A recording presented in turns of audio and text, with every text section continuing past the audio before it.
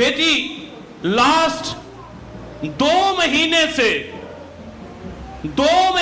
से बेटी शोल्डर की पेन में मुब्तला थी। कितने महीने मैंने बताया है?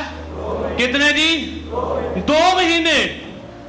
ये बता रही थी बेटी कि मैंने टैबलेट भी खाई, मैंने इंजेक्शन भी लगवाए, मैंने डॉक्टरों के पास गई, लेकिन मुझे कोई भी फर्क नहीं पड़ रहा था।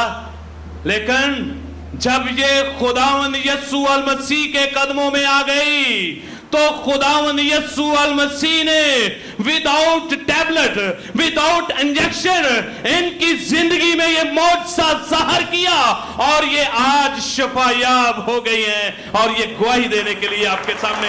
ये किसने किया? ये किसने किया? ये किसने किया? जी मसीह सब में आप सबको सलाम।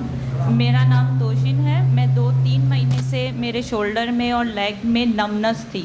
डॉक्टर से टेस्ट कराए, सब कुछ किया, सब ठीक आ रहा। डॉक्टर कह रहे हैं आप बिल्कुल ठीक हो, आप बिल्कुल ठीक हो।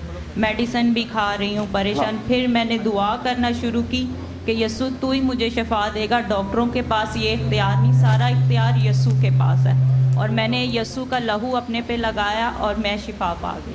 Hallelujah, hallelujah. किसके नाम को जलाल है?